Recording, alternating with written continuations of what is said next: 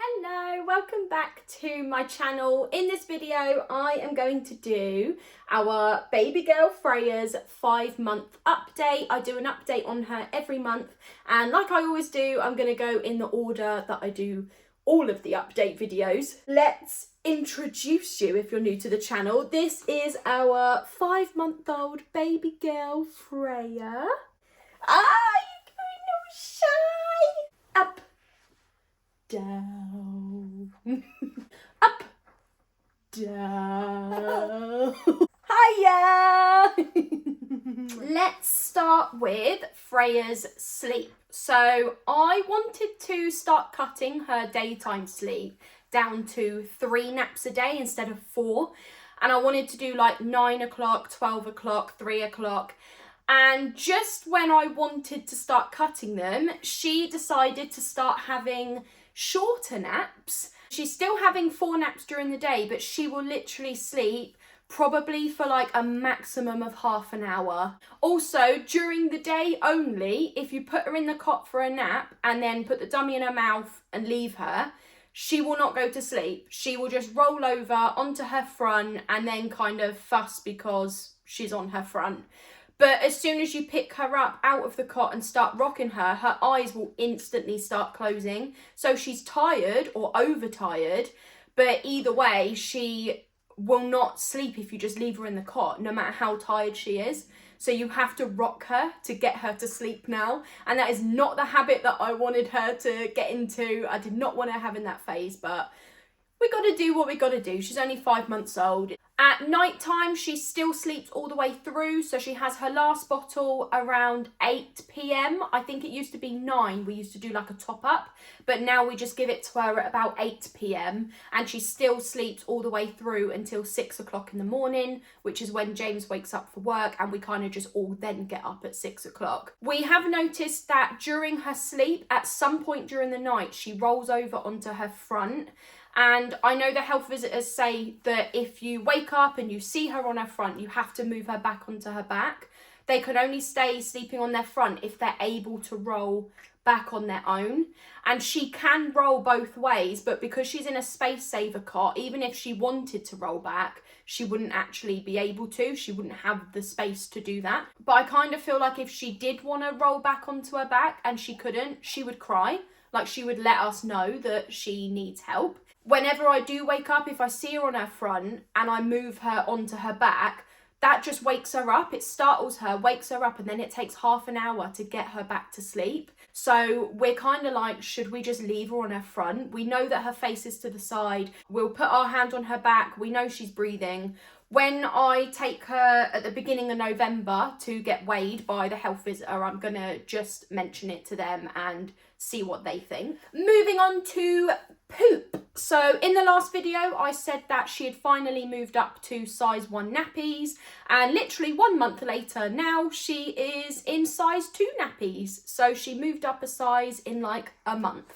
But I moved her up because I noticed the size 1 nappies were giving her red marks around her thighs because she has got quite chunky legs, like she's got thigh rolls and everything, and the nappies were giving her red marks around them. So that's why we moved her up to the size 2 nappies, and they fit perfectly. Moving on to feeding, and this is actually a bigger section. I've got all my notes written on paper behind the camera, so if I keep looking down, it's because I need to read my notes.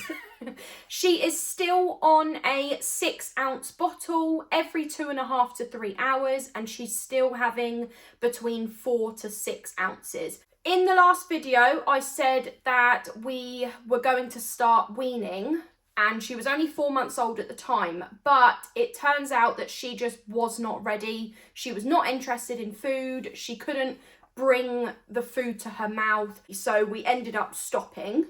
Now at 5 months old, we have started weaning again. So we're back on the weaning journey because she is showing interest in food. If you put something in front of her, whether it's food or a toy or even my finger, she'll grab it with both hands and bring it to her mouth. So she's got the hand-eye coordination sorted.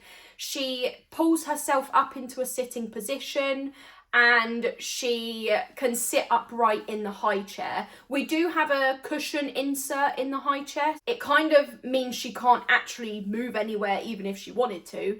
I am paediatric first aid trained, so if she did choke, I feel very, very confident in being able to deal with it. I've actually got a note on my phone in the Notes app from the NHS website which said how to wean a baby, like how much they should be having at 6 months, how much food they should be having between 7 to 9 months, all the way up to a year, to get an idea of when we should actually be introducing the food as meals. We are starting on puree vegetables, then we will move on to puree fruit, and then from 6 months, so mid-November, we will move on to puree and baby-led weaning. She is now also having Kinder Meal porridge.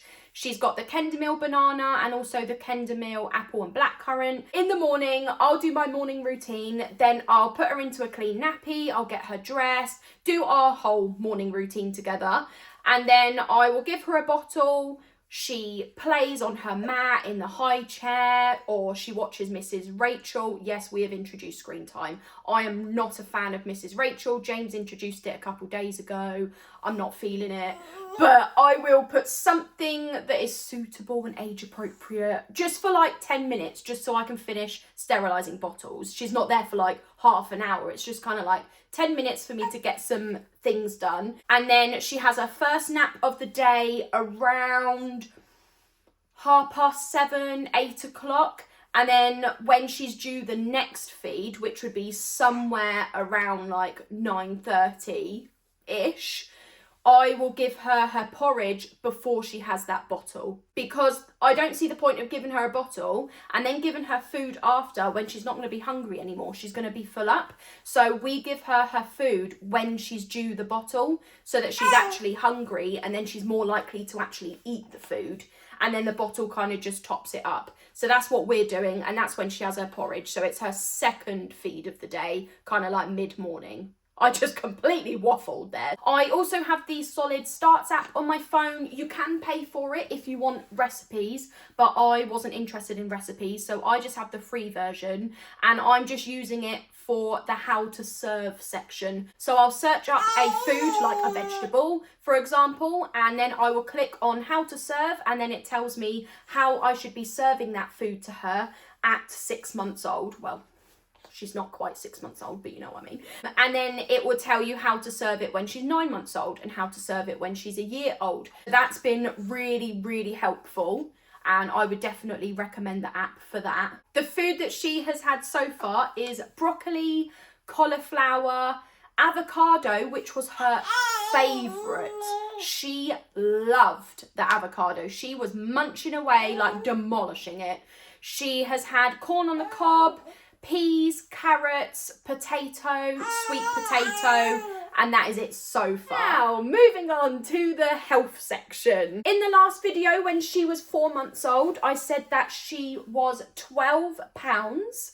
Now, a month later, at 5 months old, she is 13 pounds. So she has gone up 1 pound in a month, which the health visitors said was absolutely perfect, like on her growth chart, absolutely perfect weight. I said in the last video that I had taken the newborn insert out of the car seat. What I have also done now is she is not in the bassinet on the pram anymore, so she is now in a normal seat. The reason why I took her out of the bassinet part of the pram was because she's nearly at the maximum weight. She's nearly the length of it. She's probably like an inch away from her feet touching the bottom. Because she can pull herself up and she can roll over both ways, it just doesn't seem safe for her to be in that anymore. We have actually noticed that Freya has got an extra bit of cartilage in her right ear that's not in her left ear, and me and James don't have it. So we're going to mention it to the health visitor next month. Obviously it doesn't cause her any issues, but we just wanted to run it by the health visitor, I guess. But yeah, she's got this extra bit of cartilage, which is strange. And then the last thing for the health section that I was going to say is that she still doesn't have any teeth yet.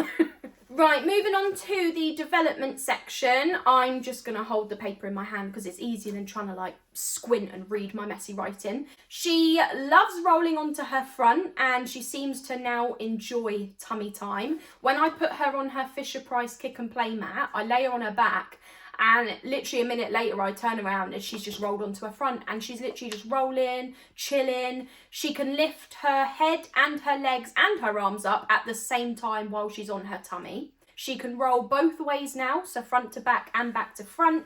She still pulls herself up into a sitting position, but she can't sit independently yet. So she'll either just pull herself so far that she just falls forward or she falls either side. She is kicking so much. She's laying on the changing mat, I'm changing her nappy, kick, kick, kick, kick, kick, kick, kick. We're in the bath, kick, kick, kick, kick, kick, kick, kick. Like all she does is just kick. She's still vocal, so she's still smiling and talking, and she will blow like bubble noises. She's not really blowing raspberries, but it's like a bubbly noise. She can squeal and she can also growl. And she's laughing properly now as well. She is trying to put her feet in her mouth. When I'm changing her nappy, she will try to put her feet in her mouth. She has got the hand-eye coordination sorted. So as I said earlier when we were talking about her feeding, she can put both of her hands onto something, whether it's a toy, food, my finger, and she can bring it to her mouth with no issues. She goes a bit shy sometimes. We had the dog walkers here the other day and they were talking to her and she was smiling at them, and then all of a sudden she just wrapped her arms around my neck and nuzzled her face in like she was all shy. It was kind of funny, but it was cute and funny.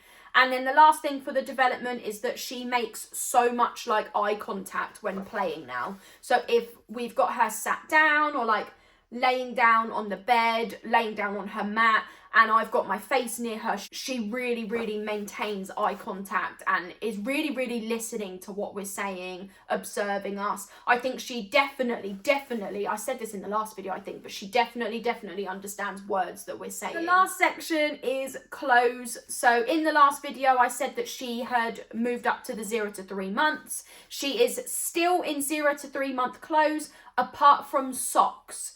Socks are now 3 to 6 months. So we noticed that the 0 to 3 month socks were giving her red marks around the tops. I think it's just because she has kind of like chunky legs. So we have got her in 3 to 6 month socks, although they actually fall off. So they're kind of too big, but I'd rather them be too big than too small, and they're marking her. So yeah, 0 to 3 month clothes, but 3 to 6 months in the socks. Is the end of the video. Thank you for watching, and I will see you in the next one. Bye!